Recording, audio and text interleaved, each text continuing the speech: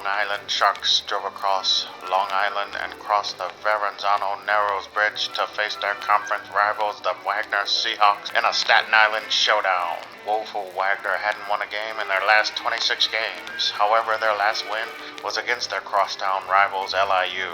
The game started with a bang as both teams bungled their opening possessions, fumbling the football to each other. The leg of the Long Island kicker was inaccurate, missing 2 field goals on their following possessions. The two teams traded touchdowns, and then again they traded turnover. Wagner taking their turnover back for a timely pick 6. Then the teams traded field goals, leading to a 24-16 lead for the Seahawks. Wagner was buoyed by a boisterous crowd consisting of crazy screams from a delightful dame we dubbed the Staten Island Screamer. Wagner capitalized on more shark slip-ups and converted another interception into a wonderful Wagner pick 6, accompanied by scintillating, serendipitous screams from the Staten Island Screamer. The Seahawks' lead crept out to 37-19. They could all but taste victory for the first time since 2019. The Sharks sliced the lead down to 37-26, but Wagner would not be denied on this night. The Seahawks celebrated their first win in many moons and doused their delighted head coach with glorious Gatorade as they carried the coach off the field. Finally, Wagner and their fans found good fortune on this Friday night. Wagner 37, LIU 26. Welcome, everyone, to the Sickos Committee podcast. This is our recap of Week 8 in college football. With me tonight, as always, is Commissioner Escalante and our member in good standing, Blue. Hey, Blue, how was your weekend? Oh, I had a great weekend. Thank you for having me, Jordan and Commish.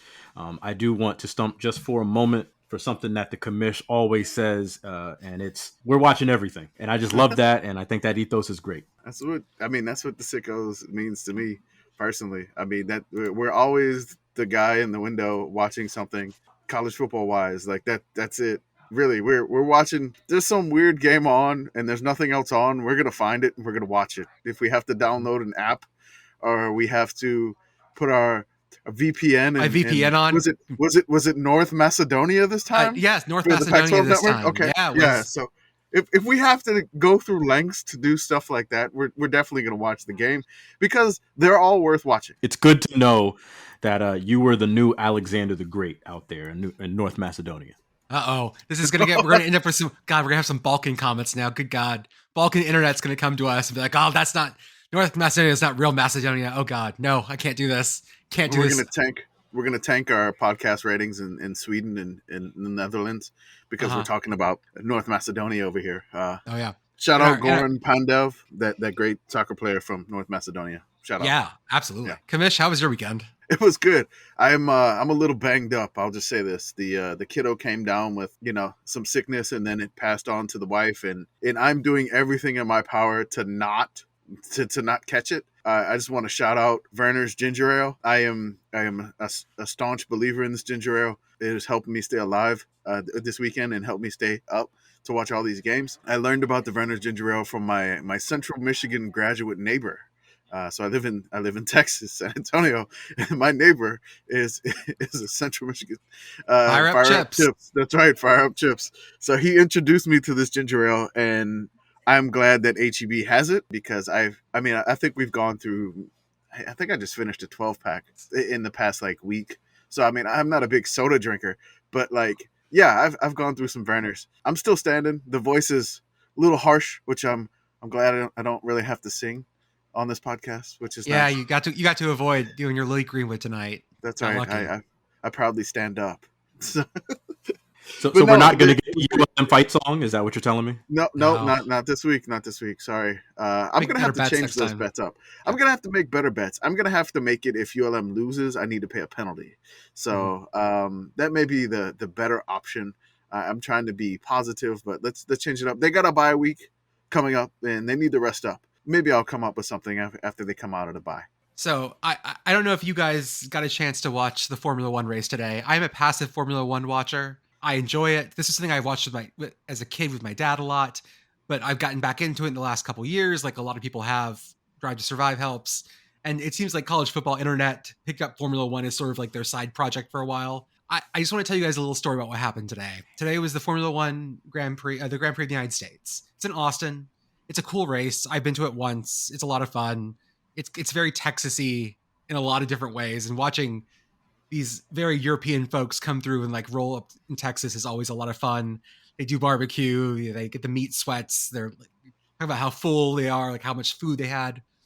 But today, the best part was, you guys know who Martin Brundle is? I'm aware, and I want to shout out Katie, our FSU correspondent. She was actually at the race, so That's right, she was. she did. She took a I'm picture. unfamiliar.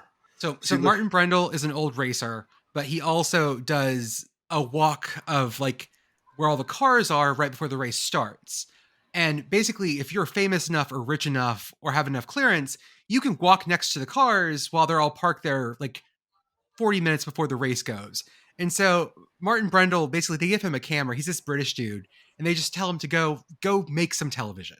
Go find people to talk to, do something. So today he starts walking along. He's like, oh, we're going to see who he can talk to today. And it's very stream of consciousness as he's walking along with his cameraman. And he tries to go up to a couple of the racers, and the racers just like will not talk to him.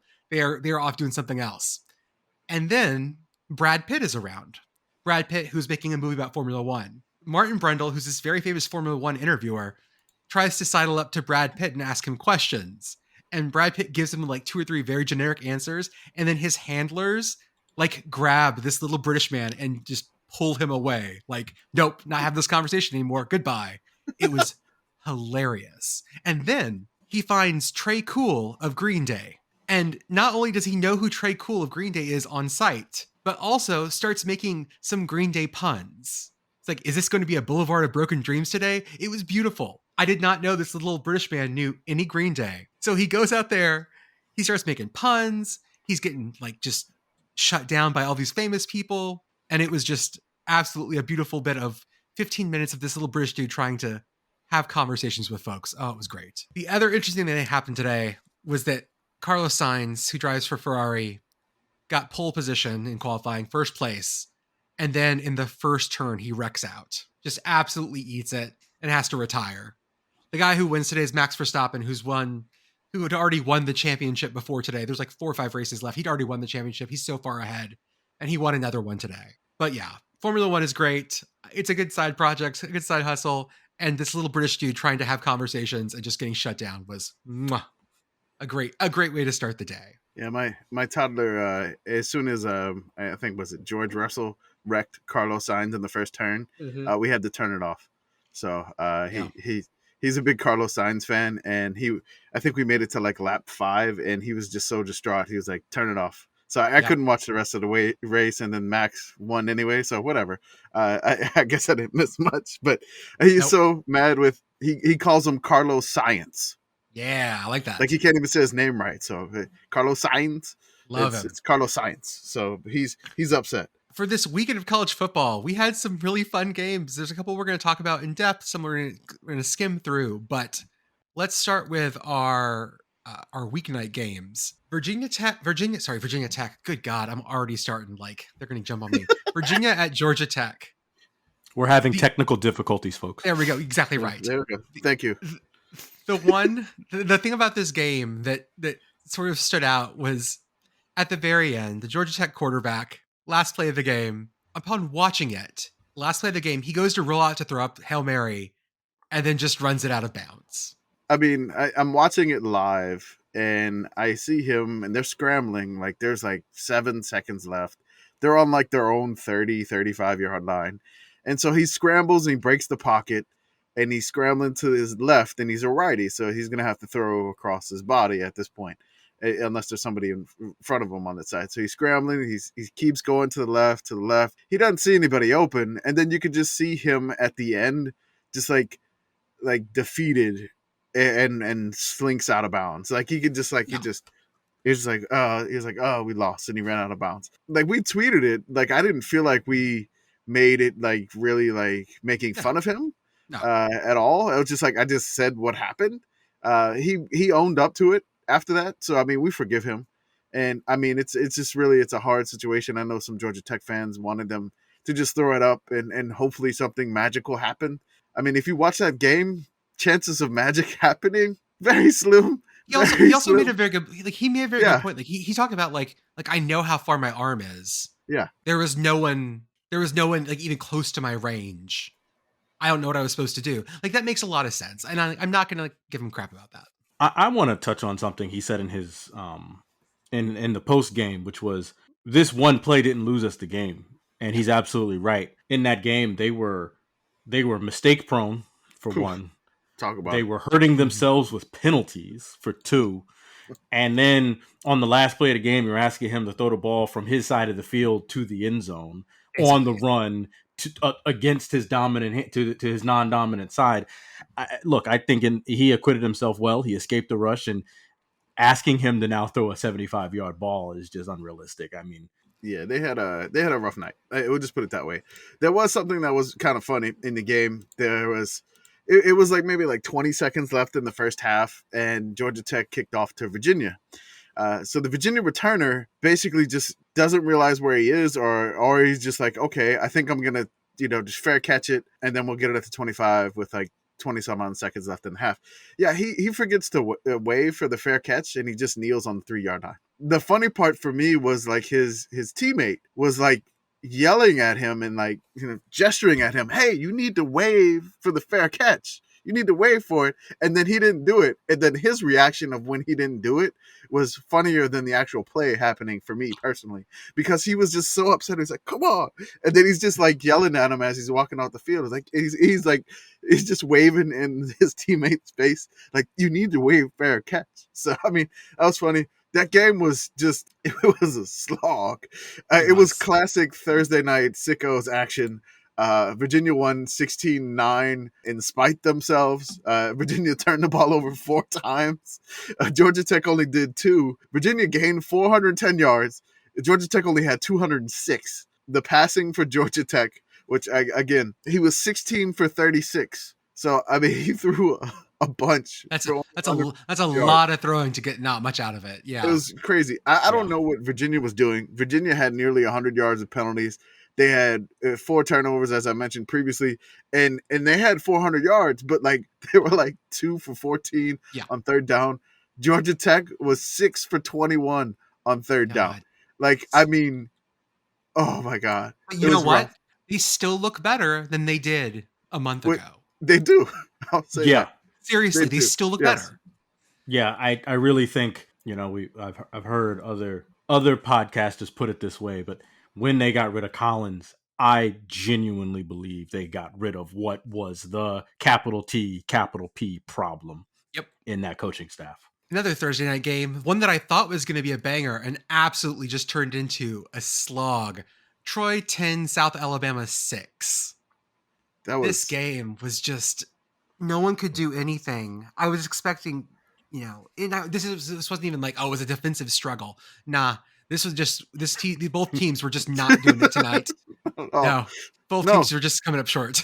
The only thing that did something in this game was that lady that just screamed the entire game. I mean, like, South Alabama was flying high offensively. So was Troy. I know. There was no reason to believe this game was going to go the way it did. On Friday night, UAB at Western Kentucky. Best parts about that. Wait, was that Friday or was that Wednesday? That was Friday. That was Friday, yeah. UAB at Western Kentucky. Important things. One, Shaq was there. Shaq was DJing a set early on that day. DJ Diesel. And then Shaq gave out the trophy today at the Grand Prix. So he's had a weekend. That's all I'm saying. Good weekend to be Shaq. It's always a good weekend to be Shaq, but this is a real good weekend to be Shaq. I'm just going to say. Even though Western Kentucky didn't bring out the big red helmets, they still won. They tried not to. They were behind. They tried super hard to give this game away, but they came back and they won it. We're going to give it to the Hilltoppers today. They played great. Yep. Best part was their picture of Shaq with Big Red. Yes. And you think Big Red is big until you put him next to Shaq. And then Big Red is not that big. I mean, like you said, like the committee pointed out, there are 2 mascots here. One is a mythological creature and the other is a dragon. The game, however, on Friday that I think was the most surprising and the most fun, and we tried to get the world to watch it, was Long Island University at Wagner. Staten Island story.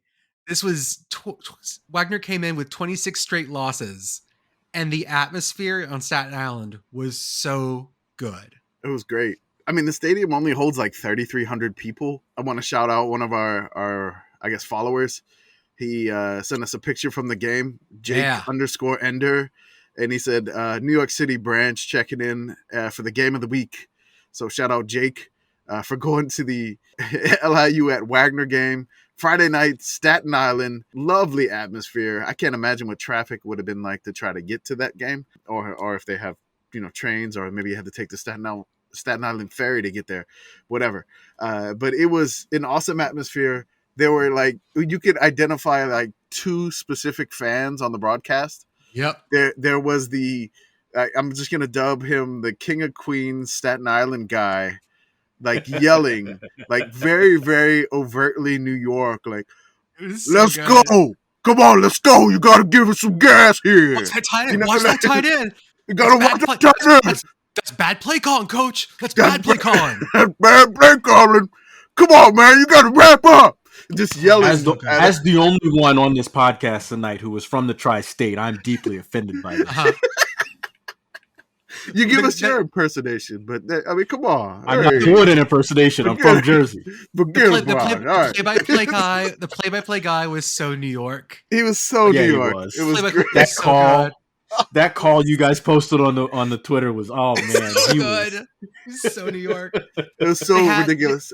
They had a former Giants O-line guy, I think it was, as their color guy, and they had who were the people they had in the stands? Because like there was some like there was Trent Green.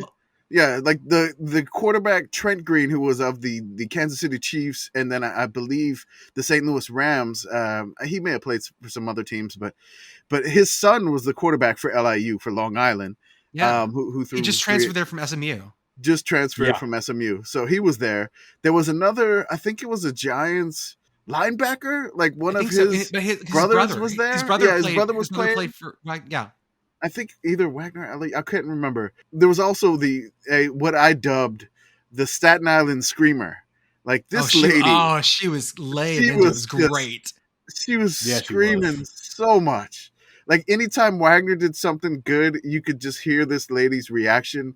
Like perfect addition to the broadcast. She was just screaming like, oh man, it was so nuts. The atmosphere was, again, amazing. The game was great too. Like there was not any boring action in this game whatsoever.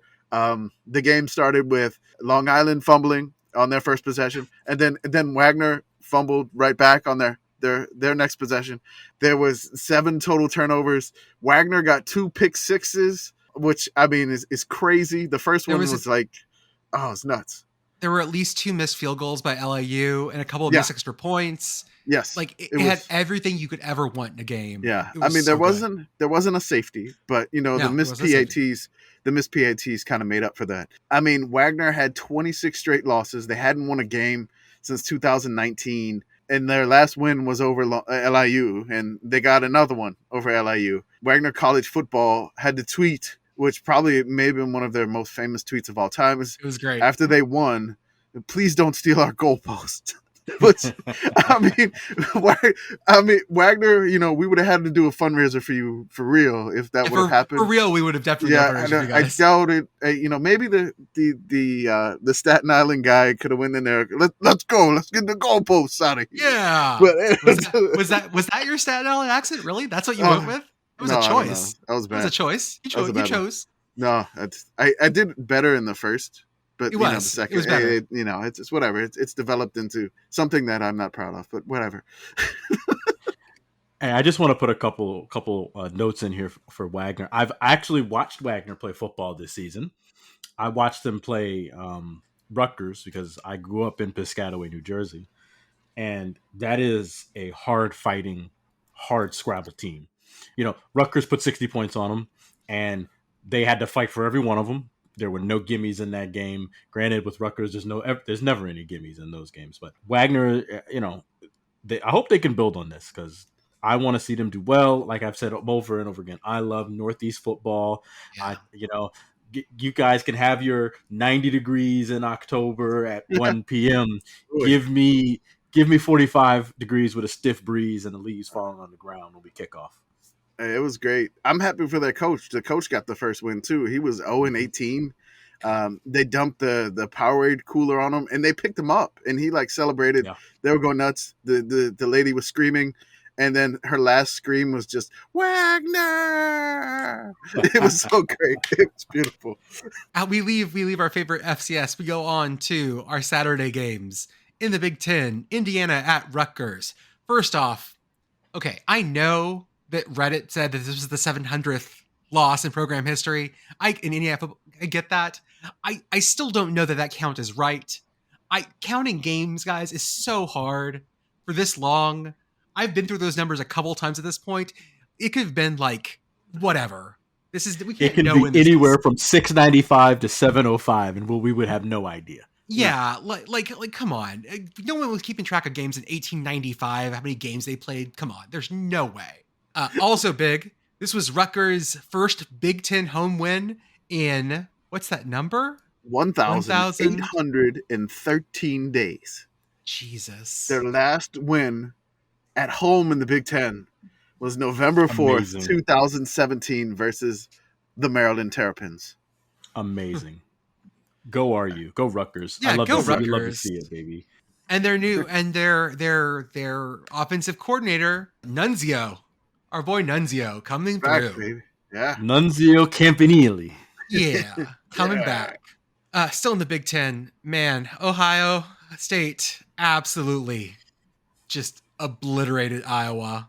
Oh God, You can't even call it football. I put in the notes. I read this and I said, and I will say it here. You couldn't call this game football. This was one of the ugliest games I've ever watched. It was not great. I think the part that got me the most was, look, we can all sort of agree that Spencer Petras is not it. Whatever it is for Iowa, it's not Spencer Petras.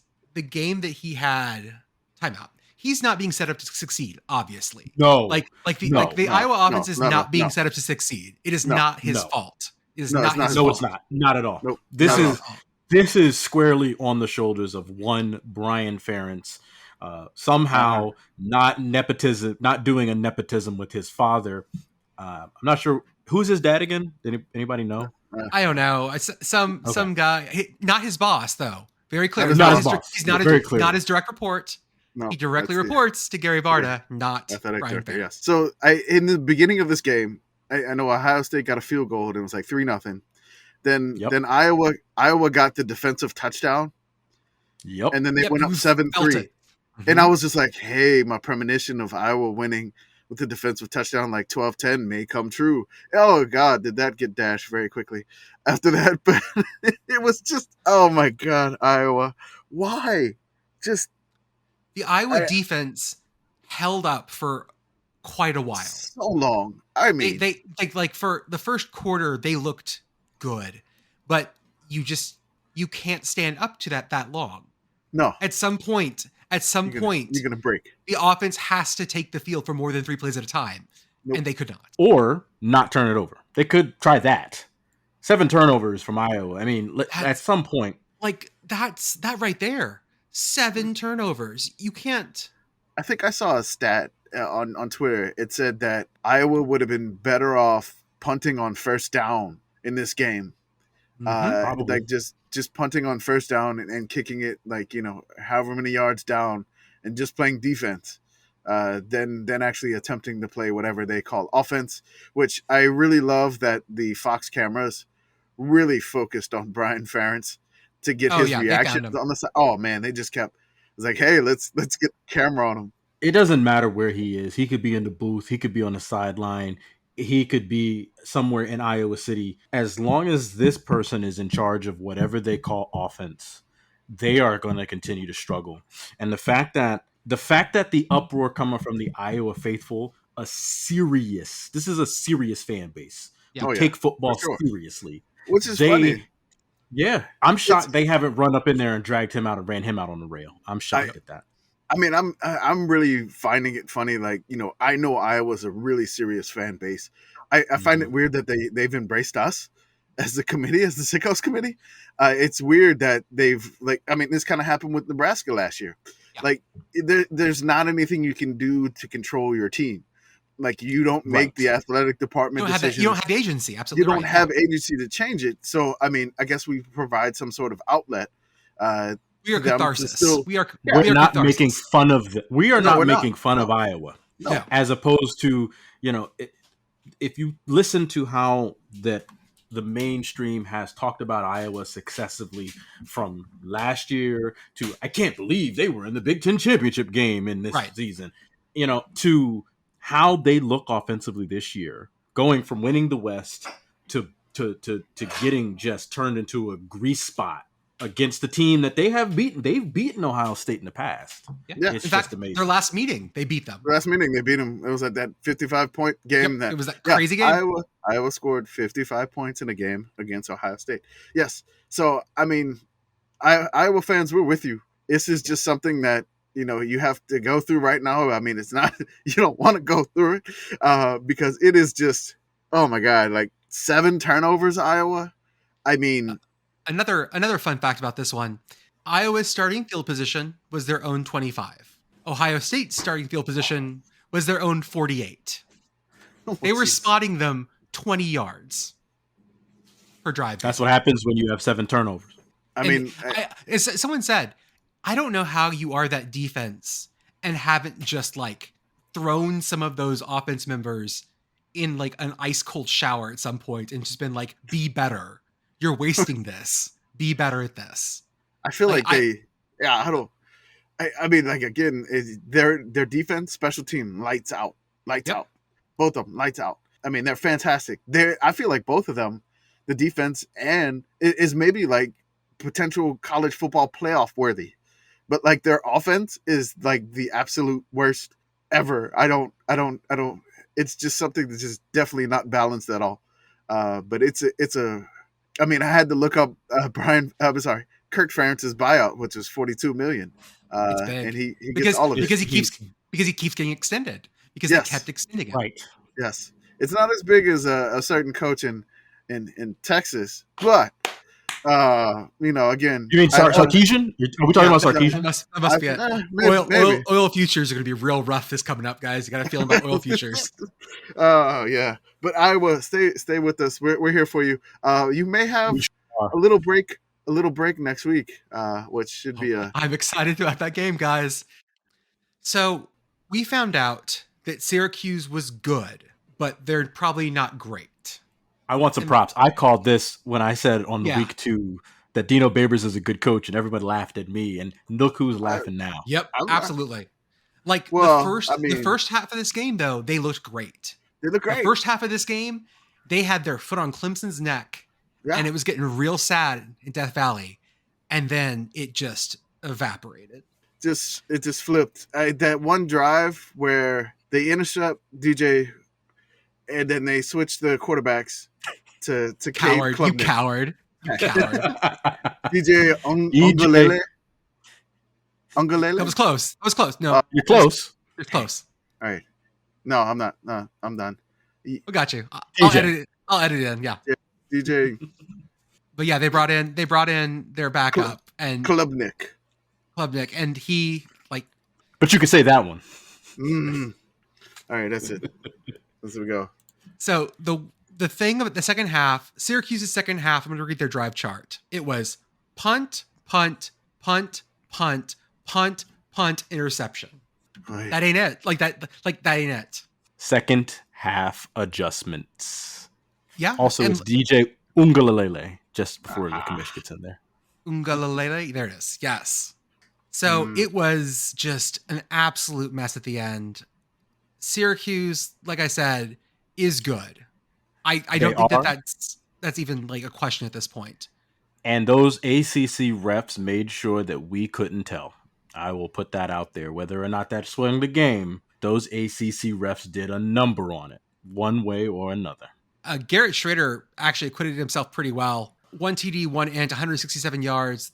Pretty good. So hopefully going forward, Syracuse takes some of this into their next week and keeps going forward. They're already bowl eligible.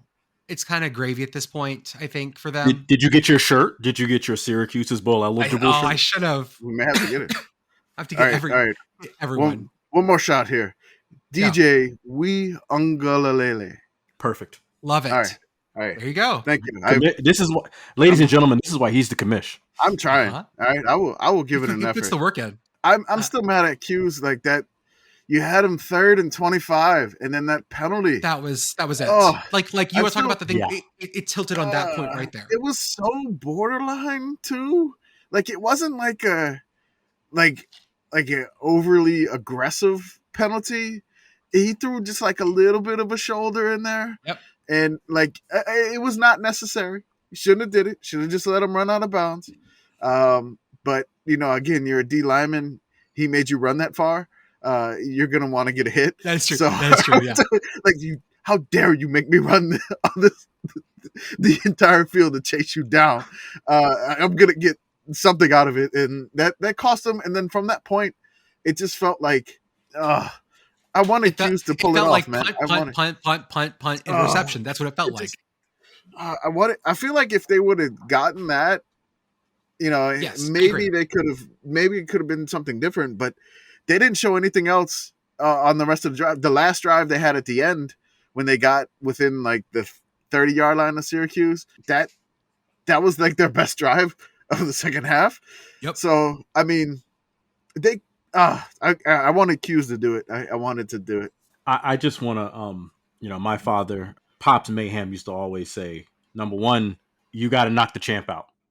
And that requires no mistakes. He would also say, if you're going to get a penalty, get your money's worth. I'm not mad at a player for effort. I can't fault him for effort. Yeah. I can fault the refs for a few of those DPIs, number one. But like you said, second half adjustments. Syracuse, you cannot go double goose egg in the second half. You just can't do it. Not against a team like Clemson, who proved we don't have to score 100 to beat you. Still in the ACC, this one was on the ACC regional networks, and probably for a good reason. We found out Miami is broken. I think we knew that, but this watching. Did you guys see the celebration, the Duke player celebration, where he throws up the U and then slams it over his knee to break it? Yes, that was like, guys, Duke is doing that to you. That's where you are, guys. Like this is like something again. My family's from my mom's side of the family's from Miami, so Hurricane fandom is a part of me, I would say.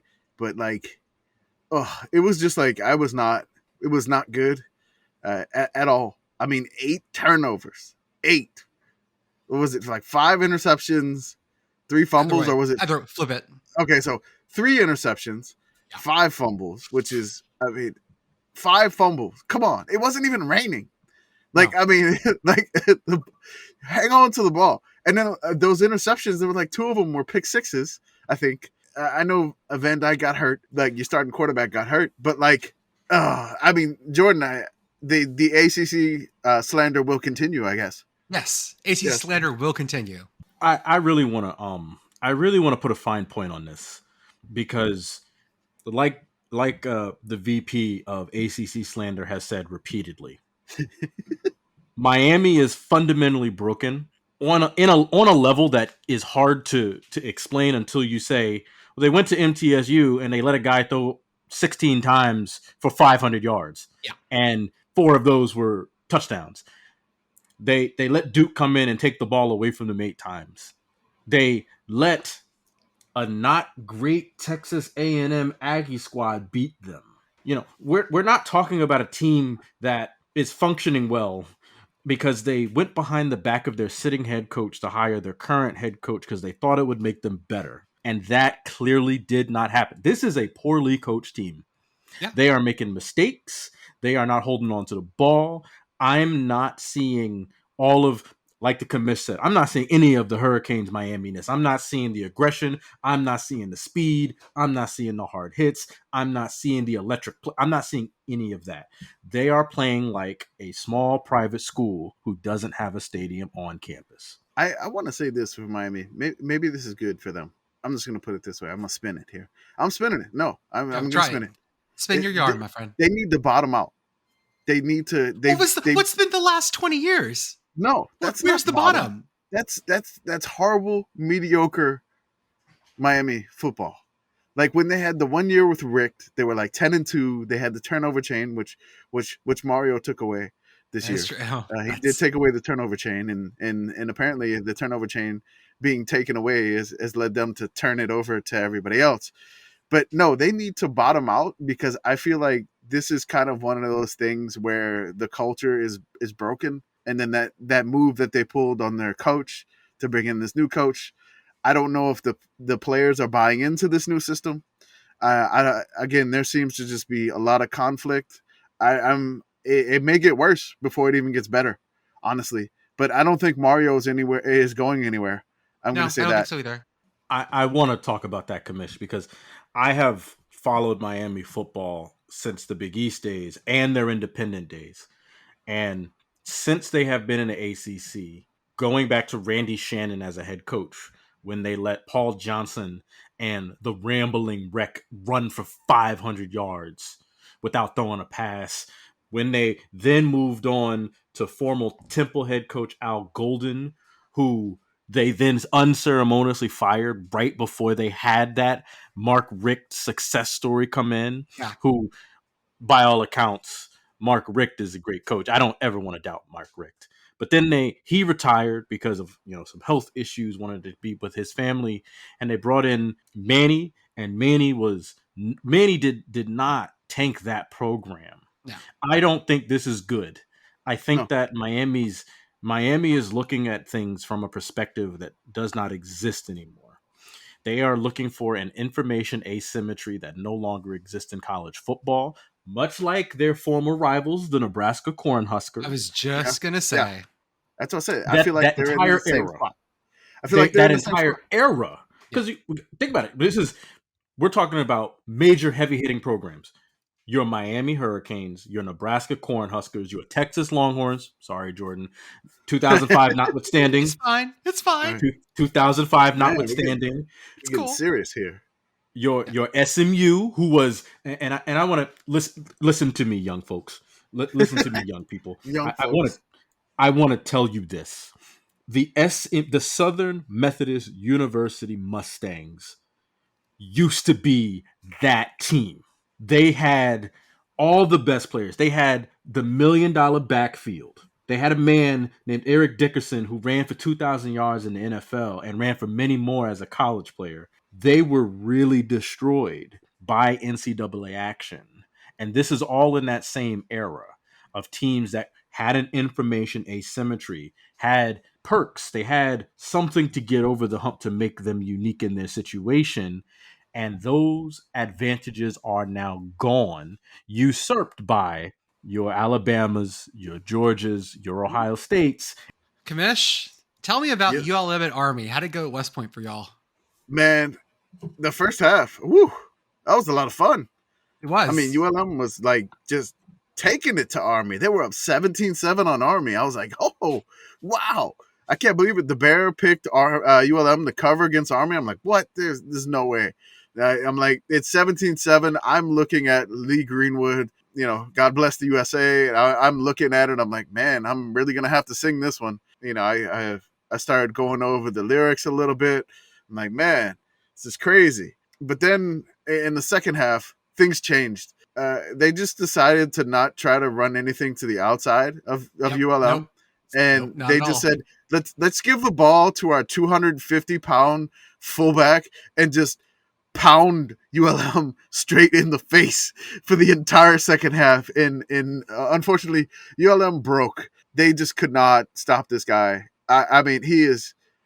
Oh, I was just seeing it, and as soon as I saw it in the third quarter, I was like, they can't stop him. It's over. Like I was just like, just kept There was a moment when they figured it out, and they just went, Yeah. we're just gonna keep running this play. We're going to keep running this play right down your face, and then ULM couldn't stop it. I want to shout out Boogie Knight. Boogie Knight got a touchdown. Yeah. One of our favorite followers and fantastic name team, the wide receiver Boogie Knight for ULM, got a touchdown to expand that lead. And then I mean, ULM just couldn't. I don't want to tackle this guy either. I mean, I just saw him. This is a giant dude. Oh my god! But he just kept pounding it. And then, like, as soon as I saw him start going for like 8 yards a clip, I'm like, oh no, And then he started to go for like 15. Then he started to go for 20. And I'm like, oh God, it's over. And then I think Army won it, 48-24. It Yeah, was just, once Army figured that out, they just kept hitting that button over and over and over and over and over again. like how I played Madden. Once I find Yeah. it, go call it till you stop me. Weird that the Army just found a tactic and kept using it. That's so unlike them. Yeah, No, can't imagine that. This is one in a long line of absolutely freakish human beings that the Black Knights have put on the field. They used to have a wide receiver sometime in the mid-aughts, early 2010s that was 6'10". Jesus, His name escapes me. I'll look it up. I will find it. But they had a wide receiver that was 6'10". Army will find these guys and say to them, hey, you want to play football? Because we got a football team and you'd be great. Good game for the good game for West Point, and I know ULM is going to get one so that I can hear this fight song. I think I'll what it put a is. Norfolk State fight song bet one day. All right. Yeah, I found his name. His name is Tyson Riley. He's 6'2", 255 pounds. Number Jesus. 32 for Army. And Just a bowling ball. Just a bowling ball. Just oh my God. Like they just could not stop him. In the MAC, Bowling Green is having a year, man. Bowling Ugh. Green absolutely took it to Central Michigan. Central Michigan's not having a great time. This one had some really weird camera stuff. On my feed, there were no commercials. And so during the breaks, the camera would just sort of zoom in and out randomly. Yeah, there was no commercials on this game. It was on ESPN, I think, Plus or ESPN 3. Yeah. And there were no commercials. For some odd reason, no commercials. I didn't know if there was a technical glitch or something, but it would just be like one random camera. There was a time in the game where it's just basically the camera's looking at these 4 Central Michigan students singing Miley Cyrus "Party in the USA." Yeah. There was another time. They were going at it. They were having a good time. There's a time where he's just randomly zooming in and zooming out, and then the one time he just zoomed in on the Central Michigan coach Jim McElwain's stomach for some odd reason. Yeah. just right on his belly, and then it was like, oh, it's his belly, and he like panned up immediately to his face. It was ridiculous. As for the game, this Bowling Green lineman makes this crazy interception. It was just like he threw it, and then for some odd reason, the Bowling Green lineman like tips it with his right hand, and then he brings it down on the backside of the offensive lineman who's trying to block him, grabs it with that one hand, and then pulls it back, and he's still got the ball in his like hand, and then he takes it, and then he almost breaks it to the outside for like a pick six. Damn. It was a crazy interception. Bowling Green is incredibly fun to watch. Like, I mean, they got blown out by Buffalo, but they had the crazy fake field goal failure. They pull stuff like this. In the MAC as well, Eastern Michigan has won another game against Ball State. The MAC is so much fun. Guys, if you're not watching the MAC, really reconsider your position. Like, what are you doing? If you like Big 12 parody where they just beat each other up, but would prefer that on a Tuesday or Wednesday night when you have when you don't have anything else to do, that's the MAC. It's fun.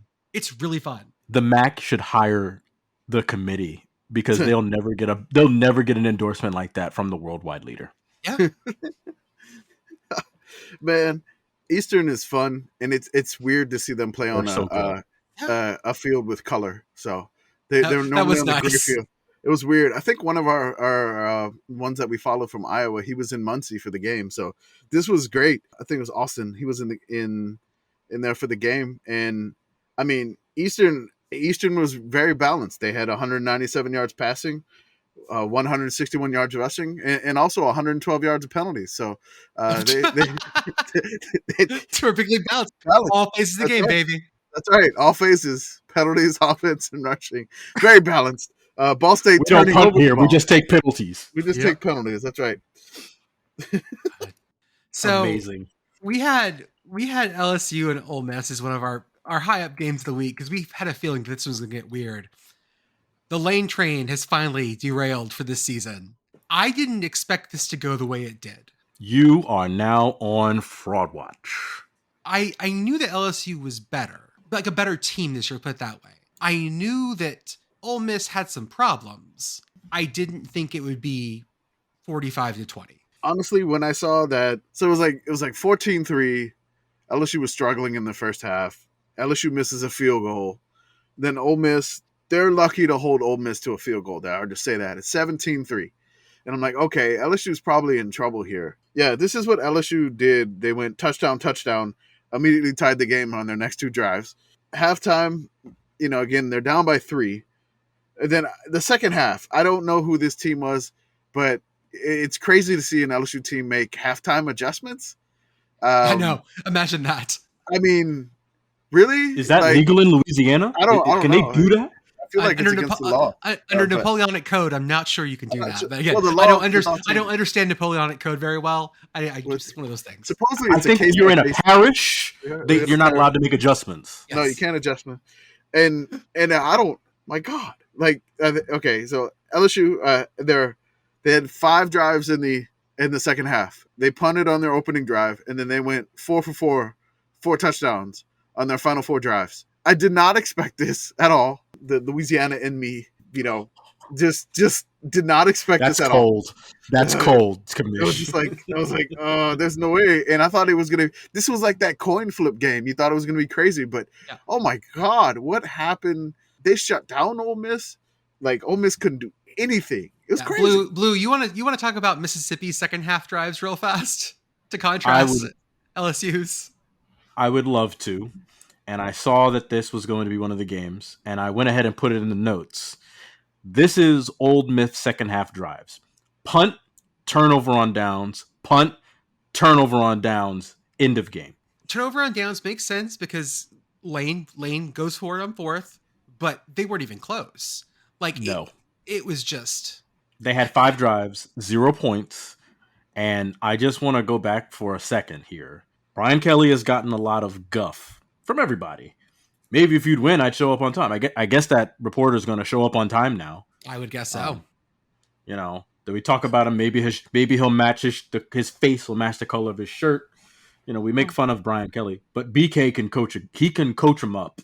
Yeah. And when he is put against, these young gunners, which Lane might not be a young gunner so much anymore, but when this is a young man coming in against an experienced coach, and that experience, I'm gonna make an adjustment, and we're gonna stop all that you're doing over there. And Again, I'm still confused. I don't know how this happened. So this is one of those like you just you show up to the tailgate, you drink a lot, you watch these crazy amount of points go up, and you don't know how it happens, and then you just enjoy the rest of the evening in Louisiana and Baton Rouge. So we want to shout out to Podcat, the DVA tailgating with Jay Arnold, the Action Cookbook, Zach. We wish we could have joined you. We were thinking about going for this one for the weekend, but we couldn't make it. But we saw the tailgate. Y'all kept taking pictures of the gumbo and the oh my God. Oh man, it was just so good. And then we saw Jay Arnold doing shoeies and stuff. I don't know if I would have joined you in on that one. Going back into the Big Ten, I was sure that Purdue had this one this time. Like I before the game, I just felt it. But God damn it, Purdue Pete haunts Wisconsin. I'm sorry. No. Other way. Wisconsin No, he does not. haunts Purdue Pete. Jesus. Purdue Like, Pete. this was 17 in a row. Yeah, since 2003. I think this is the last time that Purdue beat Wisconsin. Period. At all. It was just ridiculous. But so Purdue Pete's one fear is a Wisconsin Badger apparently. So I don't know what happened. Like it was like first quarter and Purdue's already down 21-0. I don't even know how those points got scored on Purdue, but it was a nightmare for Purdue fans. And normally Purdue Pete is the one doing the haunting, but Wisconsin, oh my God, whatever Purdue does, it doesn't matter. This feels like for me personally, tie it back to ULM. It's just like ULM against Arkansas State. Like ULM can't beat Arkansas State for whatever reason for like the past 13, 14 years. This is Purdue's bugaboo, so to speak. Going to the Sun Belt for a moment, Southern Miss at Texas State. Southern Miss won it at homecoming for Texas State, which is brutal. Good for Southern Miss, but I'm always gonna. I want good things to happen in San Marcos. Like they're a team that's near and dear to my heart for a lot of reasons. Lots of friends that went there. It was crazy. This game ended basically. I mean, Southern Miss for some odd reason they barely score any points. Like they can barely get over 20, but they somehow win like super close games. Like they're winning these incredibly close games, and then they hit a 53-yard pass with like 30 seconds left in the game, just split the Texas State coverage for the touchdown. So on that on 4th and 4. Yeah, Spavital, he's coaching for his job every game. That's really where we're at with him. Pitt at Louisville. More ACC slander. What the hell happened? Like, Pitt, I thought was a better team. Louisville, I thought was bad. And then, nope, not how this one turned out. Louisville is bad. I don't want you to. Oh, yeah, don't be confused. Louisville is bad. But Pitt may be worse right now. It's hard to tell. I've never seen a coach. Pitt gave up 4 turnovers. That's it. That's a big part of it. I've never seen a coach win a championship and then hate everyone who helped him do it more than Narduzzi. Like, it's just crazy to me. It's just, yeah. He's like, no, I am going to do it my way. I think the best chart that I've seen from Parker at Stats of War, like this one, it was the net success rate, and basically that, like, Louisville had the lowest possible success rate of someone that actually won a game. I mean, I don't know how this happened. Like, Pitt was up 10-7. I'm like, okay, that's pretty much the game, I think. And then, like, Louisville breaks one play, and they catch it, and then they get a touchdown to go up, and then the weird fumble return for a touchdown where the Pitt offensive line on the right-hand side didn't even move. Nope. After the ball was snapped. I don't think he touched him. No, he didn't even move. He was like, hey, why is he going past me? Oh, the ball was snapped. Oh, no. But then they forced the fumble and take it back for the touchdown. Poor Pitt fans. I don't know what happened. Well, at least we now know that Louisville is a game up in the Big East standings. We'll see how that lasts toward the end of the year. South Carolina, congratulations. You beat Texas A&M for the first time ever. Yep. Texas A&M. I'm sorry. Go. I'm getting too giddy. Texas A&M. Congratulations. You're 3-4. I'm just gonna go. That's it. I can't hold back any longer. Texas A&M was 8-0 against South Carolina in their forced rivalry in the SEC. They have a trophy. That's real. There's a trophy, sure. We've proven all you need is a trophy. All you need is a trophy. How heavy is it? Do we know how heavy it is? We don't know I how haven't been heavy able to find that because again, no one cares about this trophy because there's Nobody no cares stories about about this it. trophy, so. I care. I want to know. Twitter committee, get it. We care. Get me the weight of that trophy. Right. We found the mysterious wooden boot for ULM in the Right, Raging we can do Cajuns. this. So maybe we could find this one too. But yeah, so South Carolina gets their first win. All right. I have Aggie in-laws. I have like my cousin is an Aggie. I have friends that are Aggie fans here, and I really kind of enjoy this.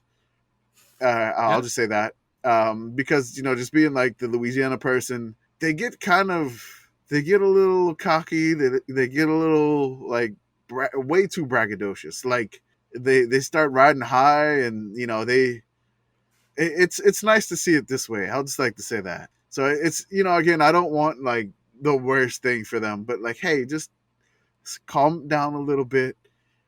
Just take it easy. But they tend to get crazy like after like one win randomly, and they'll just go nuts.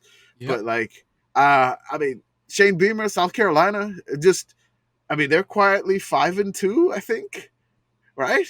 And we got to give it up for. I mean, that atmosphere was nuts. It was. Like, I feel like the South Carolina night game is kind of underrated. I'll say that. That atmosphere in Columbia is great. I mean, they are fired up. Like, normally you see them at like 11 in the morning, but like you get a night game in South Carolina there. That's a great atmosphere. That'd be fun to go to one of those games there. And they get fired up.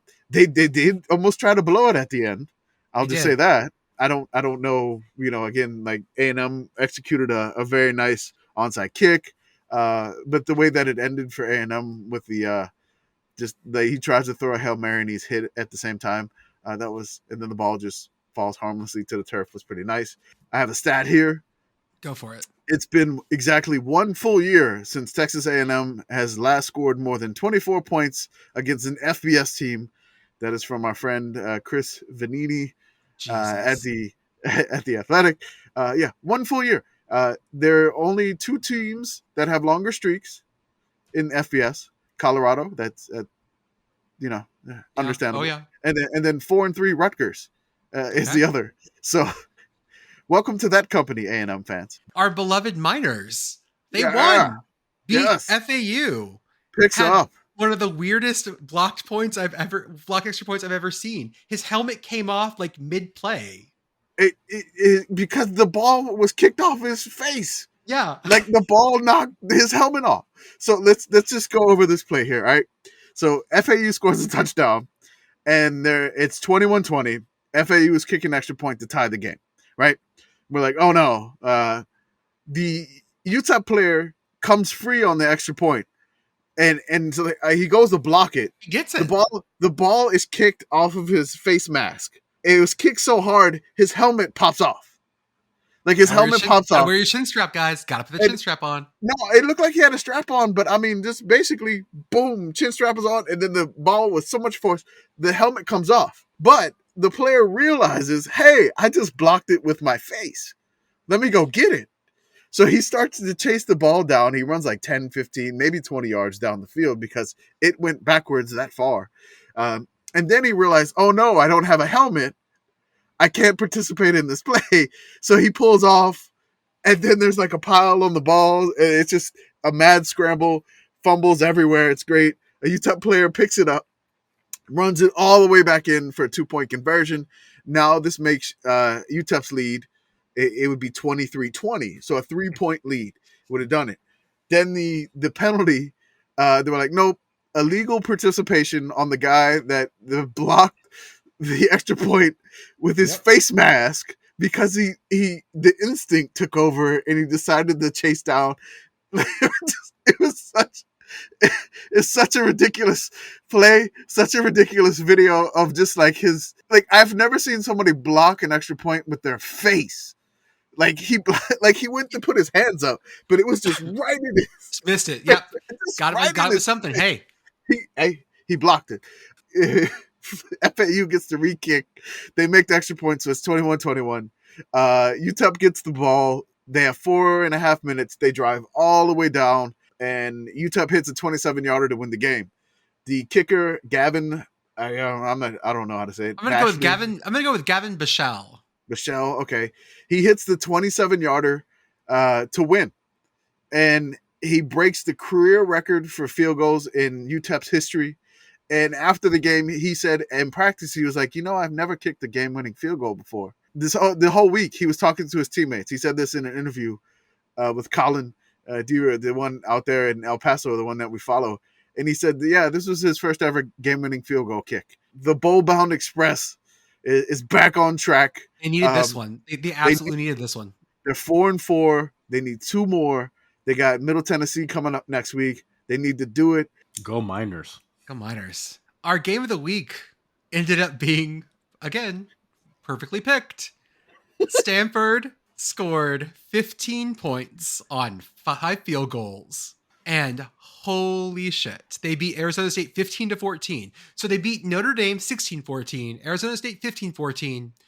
There's an asymptote at 14, and they're trying to get as close as possible to it. I'm excited to see how they're going to get 14.0001 points at some point and just edging ever so close to that. Oh man. So there was a picture before the game that showed that there was not that many people at the game. And so I tweeted, I was like, hey, whoever's at the game, they're in the committee. We welcome them all to the committee. And somebody replied, and it was just like, hey, why do you always, do you guys like college football? You're always just making fun of college football. I was like, no, you misinterpreted this tweet. We welcome everybody that is in the stadium to the committee because if we could go to this game, we would be there with you. We would have been there in a heartbeat. We would have been there in a heartbeat. We even had one of our committee members who lives in the area looking up tickets to go to this game. I believe he went. Yeah, he was like, man, $18. What's going on? I was like, oh, it's Stanford's homecoming. And then we saw the crowd size. We're like, that was the crowd for homecoming. But okay, wait. This was homecoming. Yes, it was. Sure. That crowd was. Oh wow. It was homecoming. Nobody came home. So, but yes, that was homecoming. But like again, we love college football. We love watching it all, and we would be thrilled. And the funny part for me in the stadium when it's that not packed is like people would still choose to sit in like the nosebleeds. Yeah. Like Right. it's just like, hey, I paid for these seats. I am going to honor My these seats. seats. I got these seats. I got these seats. These are my seats. I am going to sit here. This is where I want to see the game from. I am not going to scoot up and get closer. So I really love that. This game was, oh my God, I cannot believe Stanford. Stanford threw the ball 57 times in this game. 57 times. 57 times. I'm going to say it again. 57 times, and they got 15 points on 5 field goals, throwing the ball 57 times. He threw for 320 yards. They had 409 yards total, and it ended up with 15 points. Listen, I would love to go to Palo Alto in middle of October to observe the scatter band and watch a football game at Stanford. I would absolutely love that. I think it'd be great. But I really want that. I don't know that they're going to listen to the podcast, but I really want that Twitter user to know, as someone who really holds Jim Harbaugh near and dear to me, as someone I watched when I was really little, watched him play professional ball, watched him as a coach, watched him coach the only professional franchise I care about in any meaningful sense, and think of him highly as a head coach. I loved watching Stanford when he was their head coach. And so a small part of me always wants them to mix it up in the Pac-12. Yeah. So we are not insulting Stanford. No. We want Stanford to win every game with 5 field goals.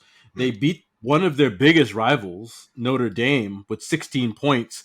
They've done all the scoregami, but I will say this, and the VP of ancient football rules will tell you, there used to be a penalty associated with throwing the football, and maybe we should bring that back. Tell you. For Stanford. Yeah, incomplete pass should be a spot Incomplete foul. pass, 15-yard penalty. From the Spot. spot. Yep. Yeah, that's right. But I mean, And a loss it down. And a loss it down. My God. It was beautiful. It was beautiful. Okay. Texas went to Stillwater and things got stupid. And I told you guys. I told you that city's cursed. I told you that game would be cursed.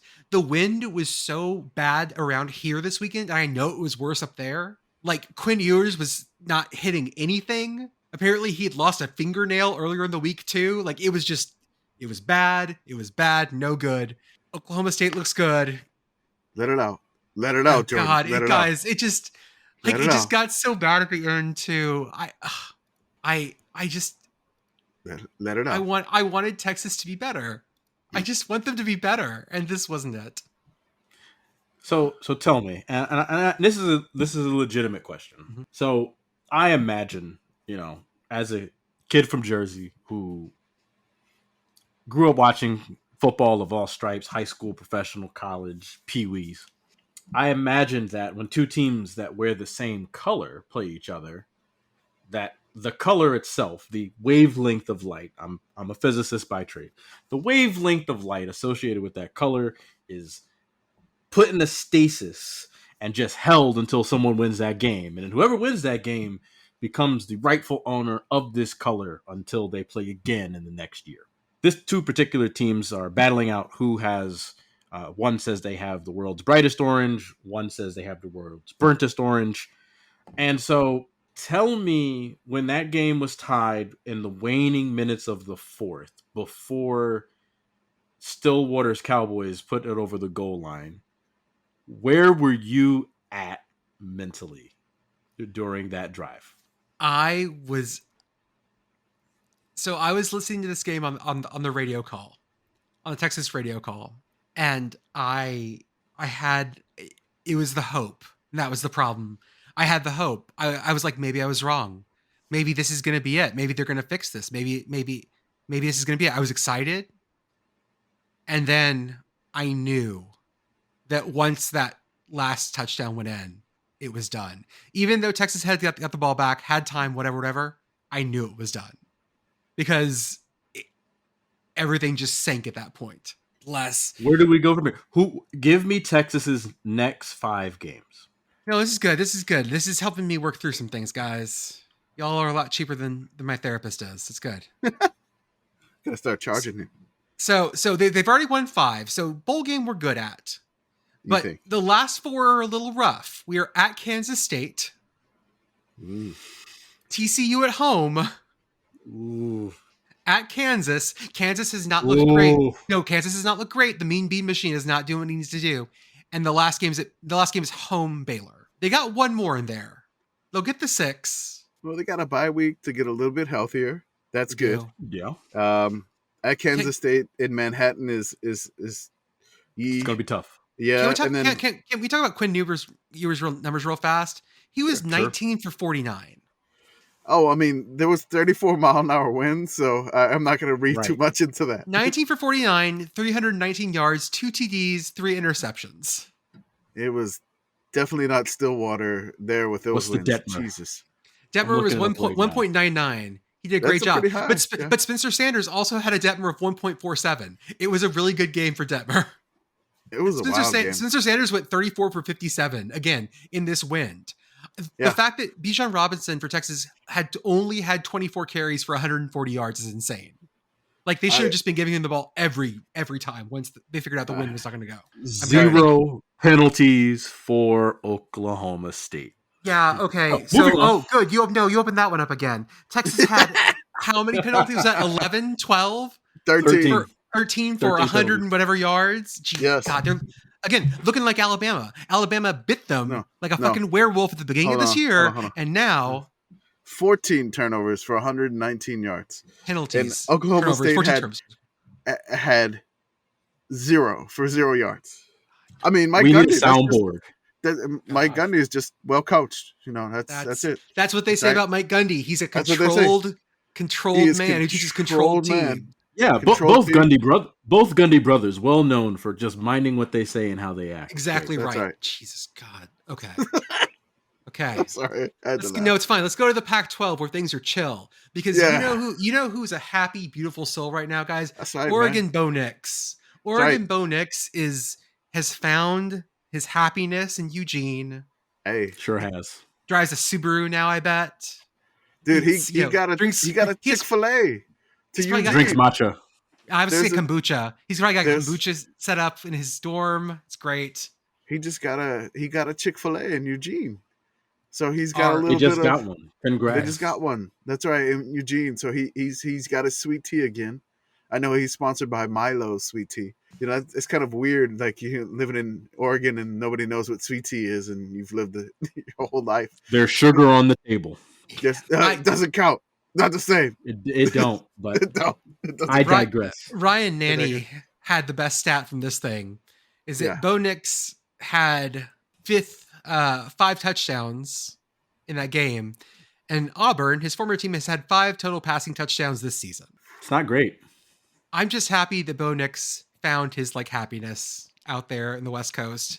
More quarterbacks need to just do that. If things are going well, just go West, guys. Go play for a Mountain West team. Go play for the Pac-12. Enjoy yourselves. So I watched this entire game. I've been following UCLA. I have watched them all year. They have looked phenomenal.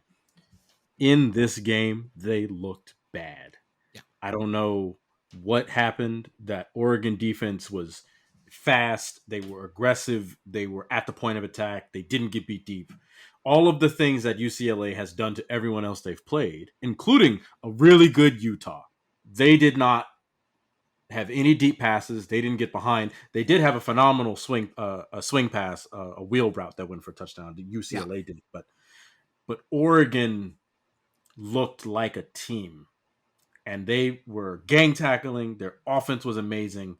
I got to give it up to, and no spoilers, but you will see this in the write-up. You will see the Webbed Foots played a phenomenal game. Also in the Pac-12, Washington at Cal. Cal, I tried to give you my powers. I made the best Oskies I could make. I sent them out into the world. They were beautiful children of mine. Some of them had teeth. Everybody replying like, "Hey, I'm trying to go to bed here." Enjoy your sleep paralysis demons, guys. That's right. The Oscar. I mean, they had. Oh man, Marshawn Lynch was back.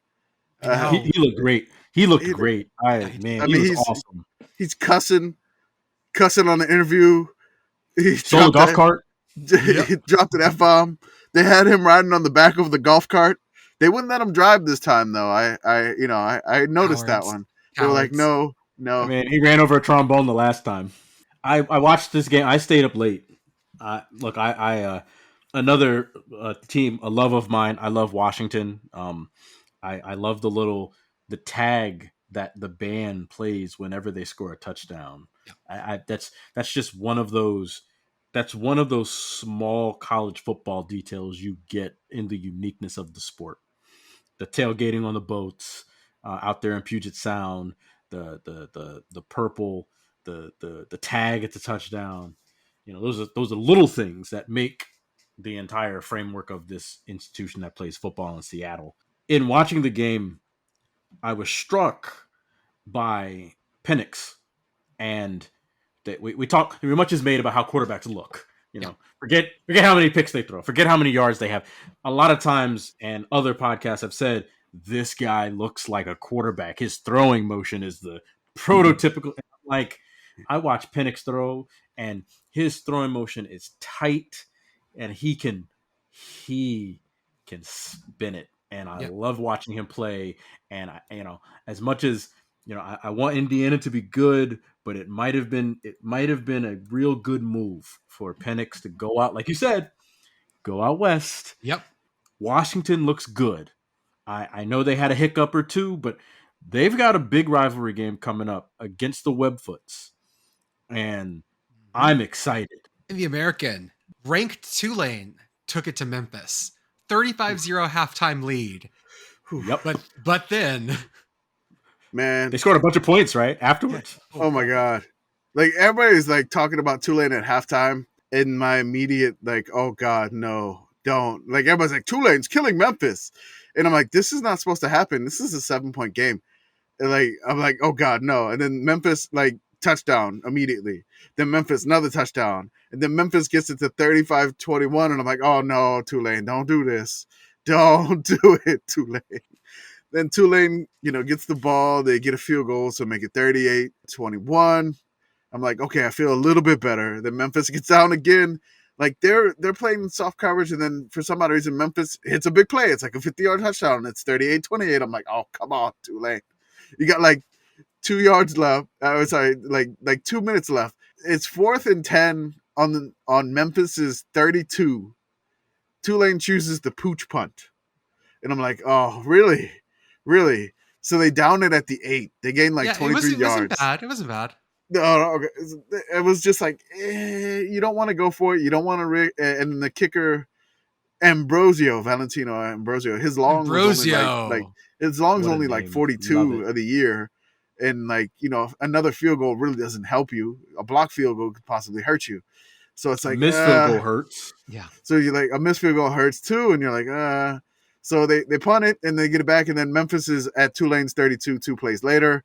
You're like, oh my God, what's going on? Don't do this. And they keep getting closer and closer. And then Tulane finally picks it off in the end zone to seal the win. So that was a little bit of Memphis almost had the plus 7.5 backdoor cover, so to speak there. But Tulane held on to win. And there was some clock commandering by Memphis's coach here. I'll explain a little bit later. At the Mountain West, Hawaii was at Colorado State. Watching Hawaii football at like 2 p.m. felt incredibly weird. So weird. The Rams won. It was a pretty close game, back and forth. Biggest thing for me was that I hate Colorado State. Every once in a while wears these like Colorado uniforms, but they're in their Colorado flag colors. So they're in red and blue and yellow. None of which are even close to Colorado State's colors. No. So every time I turn the game on, I flip through it and be like, wait, who am I watching again? Because it just did not click. Superman team. However, those the helmets with like the Colorado flag on them, they look really good. I'll give them that. I wish Hawaii could have pulled it out, but Rainbow Warriors, we're here for you. We love you. We want you to succeed. Coach Chang, if you can hear us, if you do ever hear our voices, send us some tickets. Yeah. Oh, yeah. We'll be out there. Well, Plane tickets too. We need plane the plane tickets tickets too, and the well- game tickets. Actually, you know what? Just send the plane tickets. I'll take care of the game tickets. We're fine. Yeah, we'll do that. Instead of the plane tickets, we'll figure out the hotel. I'll we'll eat get spam for the first time ever, It's fine, so yeah. we'll Okay. we'll do that. Yes. some other maction we had. Kent State beats Akron to get the wagon wheel. Biggest complaint I had about this game was that Kent State decided to wear light blue jerseys and Akron Oh. was wearing white. So I couldn't tell who was who. It was Is very that a hard to Kent tell who State was thing? who. Say Kent again? State does wear the light blue. every and once they in a while had they like have the big like flash bird on their white helmet. So Yeah. it's the white. Akron had it was just not a great jersey matchup. The game was fantastic. I'll game say was that. fantastic. Yeah. That was, like Akron went out 14-0. Kent State came back, and then it was seesaw back and forth, back and forth, back and forth, and then Kent State stops Akron on the last drive. And then my favorite part of this is like when you have like these towns are separated maybe like 10 minutes apart. Like, Yeah. I mean, really not that far from each other. These two towns, the entire Kent State team, like full sprint from like To get the wagon wheel, midfield yeah. to the end to go get the wagon wheel and just to raise that up. That's what we love about college football. That's the good stuff right there. And I mean, I was afraid that they were gonna break it. I know. I was like- It looked a little fragile to it be was like handled kinda, by like these I don't huge know if dudes. it's like a wooden wheel. I was like they're holding the spokes of the wheel. I'm like, don't break the wheel, don't break it. But they didn't break it, so I'm sure Oh, it's been that's good. reinforced. Also, some action. Buffalo is 4-0 in the MAC for the first time in ever. First time ever, Buffalo has been 4-0 in the MAC. Go Buffalo. Yeah, The- Bulls are the having Bulls- a good season. I mean, they were looking horrible in the first half. They were down like 20-7 Well. to Toledo, and then they turned it on in the second half. They wound up winning it 34-27.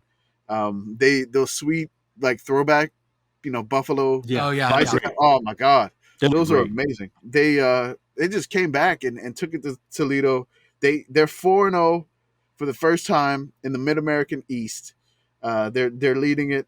And so, I mean, they got a shot to go to the MAC championship if they keep it up. This is weird for me because Buffalo started 0-3. And Yeah. that third loss was to an FCS team, Holy Cross, winning on a Hail Mary on the last Yep. play of the game. A very good Holy Cross, though. Very good. We Holy found Cross. out now a very good Holy Cross. Very good. NEC represent there. But, I mean, wow. Wait, hold on. I'm I sorry. just Wait, say Holy that. Cross. Say that again. Holy Cross. They're- Holy Cross They're is a not any, Patriot League. that's not NEC. That's Patriot League. Thank you Patriot very League. much. That's Patriot Patriot League. League, Patriot yeah. League. My bad. I just got- want to say I watched Wagner too much. I got in depth. Yeah, you got the way NEC too much. bug. Yeah. Yeah, that's right. In the Mountain West, Utah State at Wyoming. This is a rivalry game. Wyoming wins this one. Only cool thing about this one, they got an awesome trophy. It's a rifle, the Bridger rifle. Dude, this And rifle is sweet. It is. is that And an so- old Winchester? What are we Uh, talking about here? Oh man, I gotta Let's link see. this rifle. Yeah, here. It's the Jim Bridger rifle. It's a Hawken rifle. It's It's an so old awesome. it's an old muzzle loader. Oh, really? Yeah. Yeah, it's so awesome. Let me throw it in there real quick. So it's pretty cool. That's actually kind of cool. I wonder how useful that would be out on the plains or on the frontier. But yeah, But 200 years ago, probably so. Nowadays, a little bulky. It's the battle for the Bridger rifle. And like, I'm not even a gun person, but I'm even looking back. I mean, I know I'm not even Yeah. a big gun person either. I just like, but this is like a sweet rifle, and then like, I mean, you see like the Wyoming players like posing with the rifle. Yeah. I mean, Oh, it just wow. looks so cool. Just like, I mean, oh my God, so big win for Wyoming. Oh, just really quickly. While I was at Norfolk State, one of my professors, she was in charge of the biology department. She is now the dean over at the University of Wyoming, and so she constantly calls to let me know, "Hey, did you see those Cowboys? You see those Cowboys out there? Yeah. What are them Cowboys?" I'm like, "Yeah, they're pretty good. They're pretty good." At altitude too. Yeah. Last game in our sort of mainline, we're going to talk about FIU at Charlotte. FIU had a really great game. FIU absolutely put the clamps to Charlotte, and they won big. This did, however, mean that today on Sunday, Charlotte has fired Will Healy. It was just not happening. I get it. I know that Charlotte, because they're going to be going into the American coming up soon. Yeah. They're in trouble. That's right. And they're going to need something else. Like this ain't it. FIU was up 34-0 in this game. I couldn't believe what I was watching. I was just like, what is going on? Hey, FIU 3 and 4. shout out to the FIU graphics department that had to figure out how to put touchdown graphics up finally. Oh, they were ready for this one. I didn't really think it got that bad in Charlotte, but after they got beat pretty bad by William and Mary earlier this year, we should have known. And William and Mary is not in that top echelon of FCS No. programs. No, not at all. I got 2 Big Sky games I want to talk about. Big Sky has sort of become like a thing I'm into this year. One, let's talk about Weber State and Montana State. This is where we have to draw a line between like, we're not ragging on a player, but we got to talk about the thing that was around it. Because the Weber State long snapper launched it 4 times. Not even going to give the name. Not giving his name. No. I'm not going to do that. No.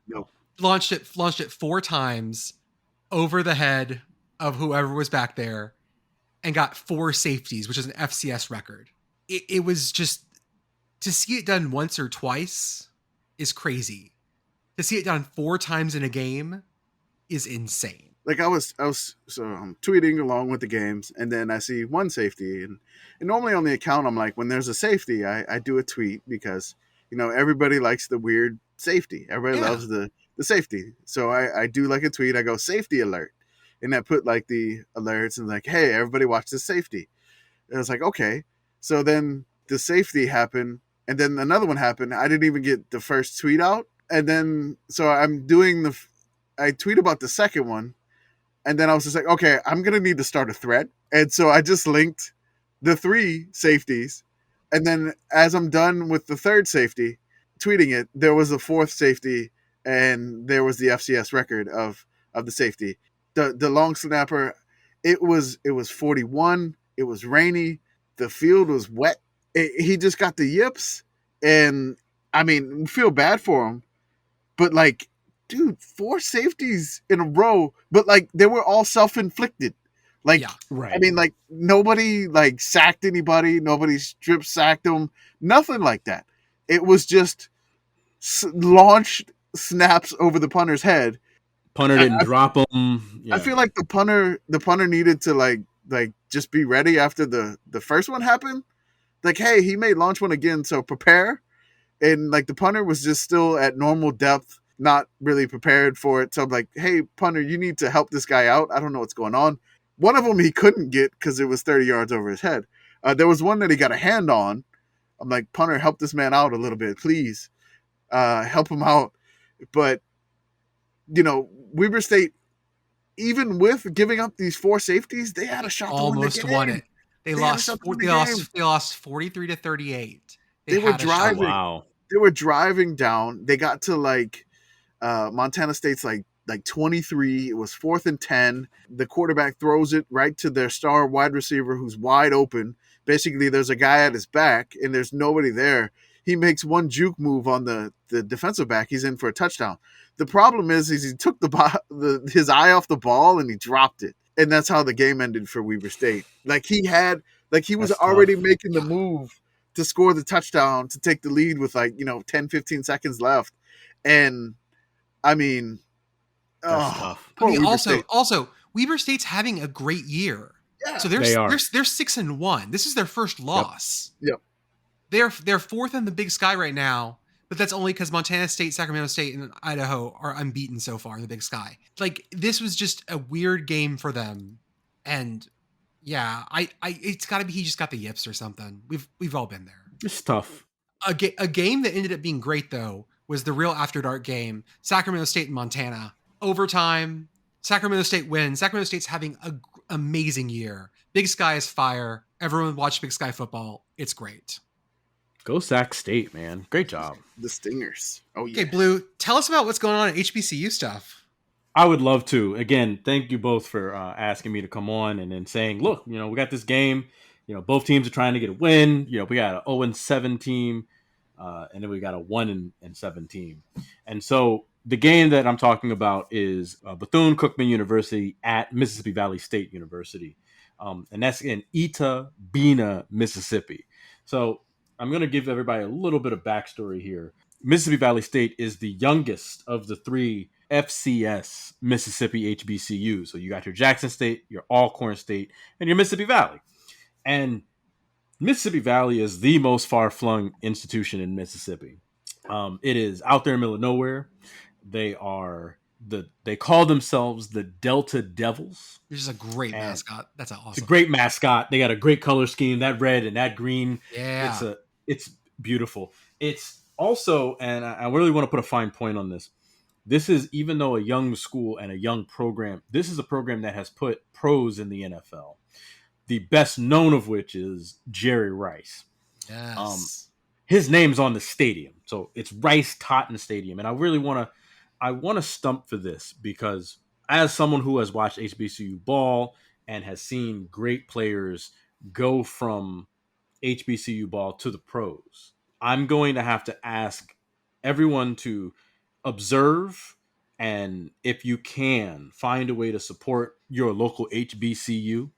If you're curious, hit up the Sickos committee, and the Sickos committee will get in contact with me, and I will help find your local HBCU so that you can go and support them, go to their games, check out the live events, because the field at Rice Totten Stadium is in worse shape than I was previously aware. The stadium has been in bad shape all season. I was talking with the commish about it at the beginning of the year, but it is worse than I imagined. The grass is in terrible shape. They've got to redo the entire field, and that might not be possible considering the season is going on. To that end, the game was amazing. Bethune-Cookman came out swinging, looking to make a statement. Mississippi Valley State was looking to hold serve because this was homecoming, and so the stadium is full. Everybody's trying to get in, and it was a real slugfest. And Bethune-Cookman pulls away around the middle 8. They got a score before half, and then they got a score after half. And then that was kind of the end. That was kind of the end there. Mississippi Valley State was frantically trying to catch up and score, but they just, they ran out of time and they lost. I think it was a 10-point game. But I do want to also point out one small thing. Mississippi Valley State had 7 high snaps to their QB. Now, the QB is 6'5". So a high snap is a real That's high snap. that's a really high snap there. And he caught all of them. I want to be very Okay, clear. go. Like, All right, he caught caught them all. every one of them. All right. But on a couple of them, he had to leave his feet. And, so he's leaving his feet going into the mesh point in one motion. Maybe we can get him. Maybe we can get him to catch the punts from the Weber State long snapper. There we go. Yeah. He- Match he- made in he- heaven. We solved the problem. We solved it. But, I really wanted to stump for this game because it was a really good game. These are two really, these are two programs that have produced a lot of NFL talent, and they slugged it out, and Bethune-Cookman came away with the win. How did So the your next game- how did your alma mater go? How did your grad school alma mater go? So let's talk about Howard University. I am a graduate student at Howard University. I'm in the physics department, pursuing a PhD. And so Howard has had a rough year. They started the year off playing Alabama State in the MEAC SWAC kickoff. They lost that game, but they showed improvement. That defense really showed up in that game. And so they have also played Tuskegee in a game that they won. They played Hampton in the battle for the Real HU. They have also played Yale this season up in Connecticut, and that game came down to the last drive. And I was cheering Howard for ran out of time. God, I was cheering for you guys so hard on that one. I was hoping to see him get the W, but after a bye, Howard went and had this year's homecoming festivities. It was called Return to the Meccaverse. Howard is known as the Mecca of HBCUs.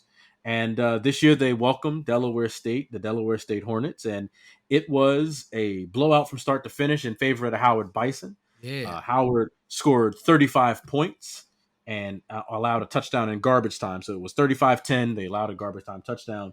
But the Howard faithful were excited to see the victory. This is they lost homecoming last year, and so they were happy to get a win in their home stadium in front of their home crowd, in front of the dignitaries, the hometown, the Howard homecoming court, and it was exciting for the Bison to get a win. Can I also say that I was also watching y'all play the Crimson last week. 17-17 at halftime. I was so excited, and then just got away from Howard. But it was such a good first half. That was over. That was in DC at the United right. Stadium, wasn't At it? Audi. At the Audi. Yep. Nice. So Howard plays in what's known as the Truth and Excellence Classic. So this is this is a little peeling back the curtain a little bit. HBCUs have their intergame classic. So, like for example, North Carolina State, or excuse me, uh, Norfolk State and Virginia State play in the Labor Day Classic, or they used to, and they play each other. That is a classic where they play each other. But then Norfolk State also has what's known as the Fishbowl Classic, which is a game that features Norfolk State. It's the oldest continually played HBCU classic. Gotcha. And so Howard has their own. They have the battle for the real HU. That's Hampton versus Howard, and then they have the Truth and Excellence, Truth and Service Classic, which is played at the beautiful Audi Stadium, which is where the DC United plays. And I think the stadium looks great. And like you said, Harvard came down. I like to call Harvard the Howard of the Ivy League, and so they couldn't get the win on that one. Okay. What else? What other games we got coming up? What other games happen this weekend? So in action this week was the current reigning Black national champion, South Carolina State Bulldogs. The vice president has mentioned multiple times that Celebration Bowl last year. Everyone thought Jackson State was going to roll in, and it was such a good game. God, that was fun. Going to be a coronation, and then South Carolina State and Coach Bobby Pugh said, "Now hold on, young fella. Hold on. Let me teach you how we do things around here." And showing continued MEAC dominance in this football game. And so after that game, they unveiled the banner this week. So South Carolina State brought out a big blue and red banner, South Carolina State Black National Champions 2021. And they welcomed in one of their biggest rivals, the North Carolina Central University Eagles. Now, NCCU comes in 5-1. They have beaten North Carolina A&T, their biggest rival. And so North Carolina Central was flying high, pun intended there, because they're the Eagles. And once again, Coach Bobby Pugh, he let them know, not so fast. And we had South Carolina State come out with an amazing game plan. They've got this great wide receiver. His name is Shaq Davis. This guy, look, I think he can play on Sundays. This guy is really good. He played great in that Celebration Bowl, and he played great on Saturday. And South Carolina State came away with another win. And in case you're curious, Coach Pugh has been at South Carolina State over 20 years. Oh, wow. He has really built that program up. And in case you're curious, there is a big-time FBS flagship university coach by the name of Billy Napier, who got his start at South Carolina State under Coach Bobby Pugh. I didn't know so that. Huh. He sure did. And when he won the Black National Championship in the Celebration Bowl, Billy Napier was one of the first to congratulate him. You can go ahead and look that up. It's on Twitter. Awesome. So the next game I really want to talk about. Don't make me like Billy Napier. I can't like him. I'm sorry. I don't want you. I don't want you to like him. I want you to like Coach Pugh at South Carolina. Okay, I like Coach Pugh, and I respect Billy Napier for doing that. But that Raging Cajuns hate. I can't. It runs deep. I get you. It runs deep. I can't do it. Listen, go ULM. I don't want any trouble. Okay? I want to be invited back. So. Following that, Southern University, and I got some excellent news earlier today. Everybody, I am so excited about this. Yeah, I cannot. Everybody on the servers that I'm on Discord has been just blowing my phone up. Game day is going to Jackson, Mississippi, much like the song by Bruno Mars when he says Jackson, Mississippi, and so they're going to be playing the Southern Jaguars. Of Southern University. So, as the commission will tell you, Baton Rouge is well known for a lot of things: great food, great people, and great football. Because we got LSU, the Tigers, and then we got Go Jaguars for Southern University. I already got, and so all the LSU fans that I know, since LSU has a bye this week, they're all wearing like Southern Jaguar colors. This whole week, they're already putting on the light blue and gold, and they're ready to go for game day. I want to tell everybody right now, and this is a sidebar and a discretion, but if you get an opportunity, please go and check out the battle of the bands between the LSU Tiger Band and the Human Jukebox at the end of that game. I'm biased. I'm an HBCU guy. I love HBCU bands. I just want everyone go listen. It's both bands are incredible, and I want everyone to hear them go back and forth. But the jukebox had something for them. We always in New Orleans, they would always come and march in all the parades, like the biggest parades. And I mean, I'm just blessed to get to see them so much. And anytime they would come to Saints games and do like halftime shows, it Yeah. was great. So I mean, I grew up with them, and so I'm a big fan of the Human Jukebox. They're great. I love them so much.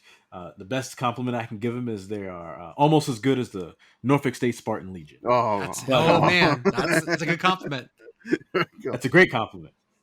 That being said, I want to point out that Southern played another one from my home Commonwealth. Virginia University of Lynchburg is another HBCU that we almost never talk about. They started out as a small theological seminary, and then from that has grown into a major institution here in the Commonwealth of Virginia. And they're a CIAA team, and they'll play anybody. I will tell you this. The Lynchburg football team, Virginia University, but they will go anywhere and they'll play anybody. They went down to Southern and they played them, and Southern came out with the win.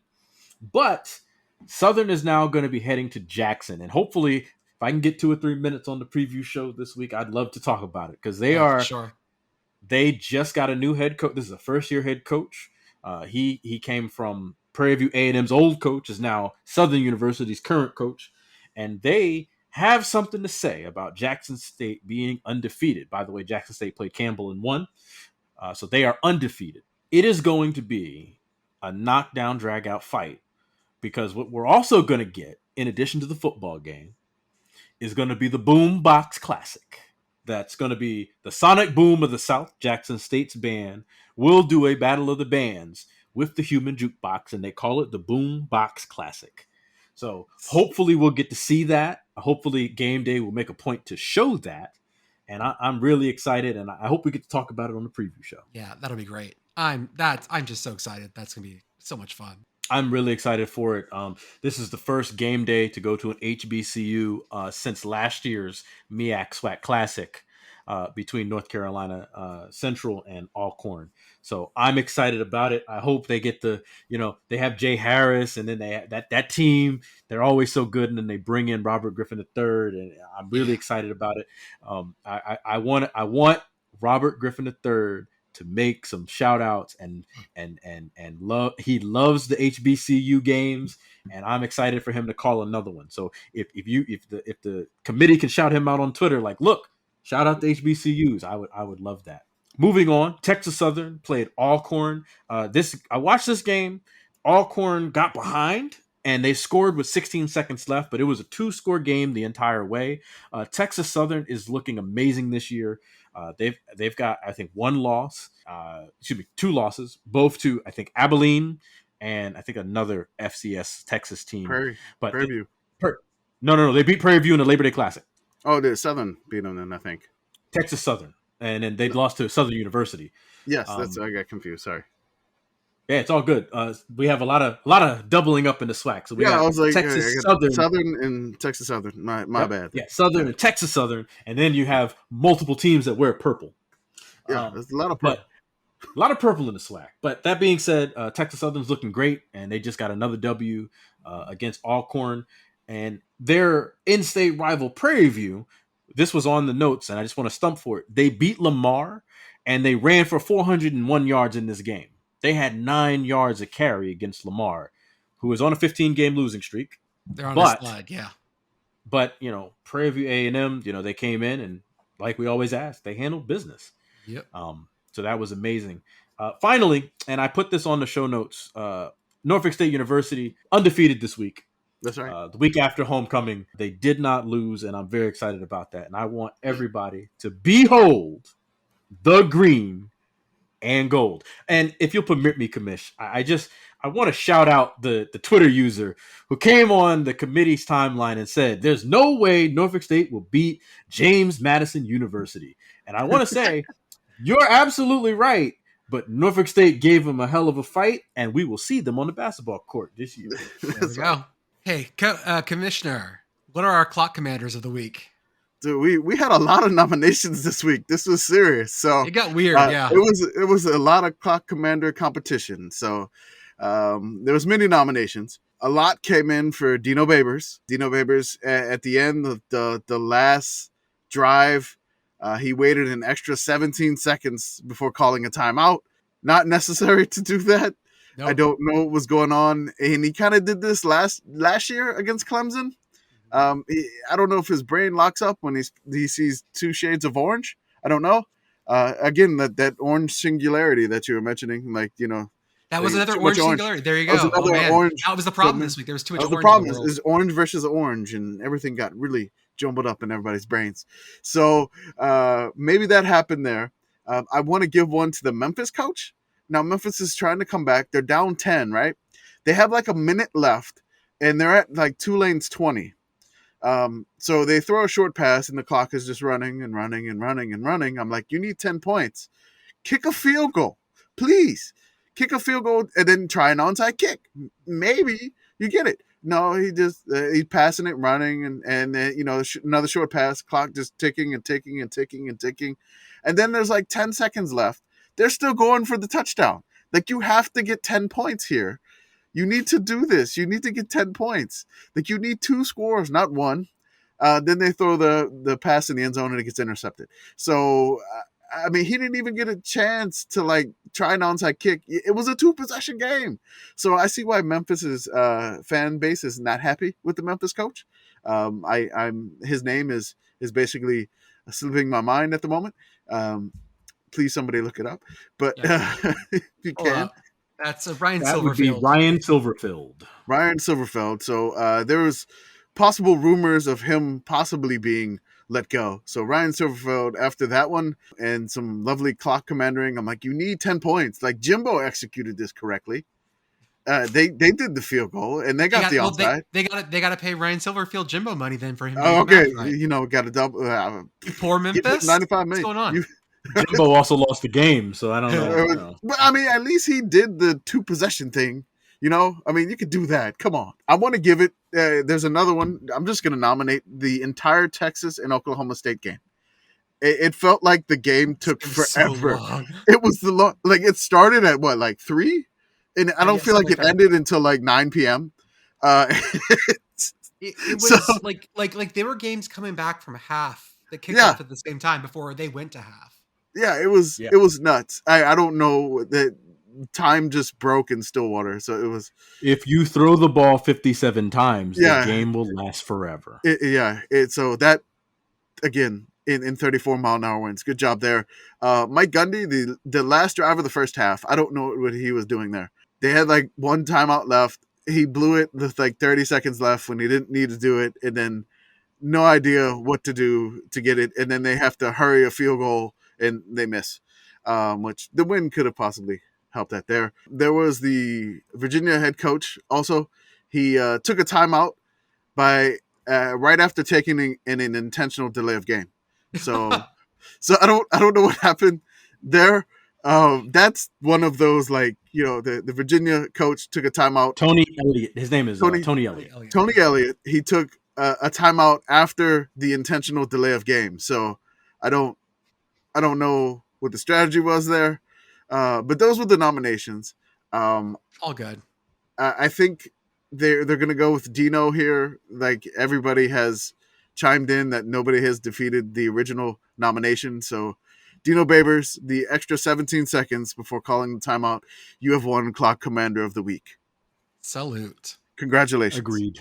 Some other random things going on. First off, I want to shout out to @Rivered_Otter. He sent us a Halloween costume where he was dressed up as the sicko guy in the window wearing a Colorado jersey. So, salute. That's right. That was We're getting beautiful. Halloween costumes. This is great. Love it. And then I also want to shout out some CFL action. The Argonauts, Toronto, were playing the Montreal Alouettes, and the Argonauts won on a walk-off rouge. Where is that where they start punting to each other? No. So this they one was very weird. Yeah, they can do that. But basically, what happened here was they were going for a field goal to end the game. They were tied. Field goal. They missed the field goal. It goes into the end zone. Montreal recovers it, and they can't get it out of the. They can't, because in CFL it's a live ball. Like, it's just like in ours. Like, you can do that. But if you end up in the end zone with it and you don't come back out with it, then it's a rouge. It's a 1 point. But they tackled him, but then a penalty was called. And it turns out that Montreal had too many men on the field as well. So it was this very complicated set of like penalties and everyone trying to figure things out. And then all of a sudden the ref just goes like, yep, that was 1 point. Game over. And then flings his little flag a little bit. It was beautiful. It was very weird Canadian rules there. I watched it. It was just such utter confusion. I feel like the Montreal player saw the flag and didn't really take much of an effort to try to get out of the end zone. Yeah, that's what it looked like. And so the confusion led to the rouge and the loss, which is just so ridiculous. So yeah, that was a crazy way. And then the Argonauts win the East Division, and they clinch the East Division on a walk-off rouge. On a walk-off rouge. Beautiful. Oh, I wanted to apologize for the previous podcast. You know, we had a lovely coin effect, coin sound effect. It was beautiful. Whatever. No, it was great. It's fine. Like we tried to do this. We tried to put it in, and Jordan put it in. It was funny.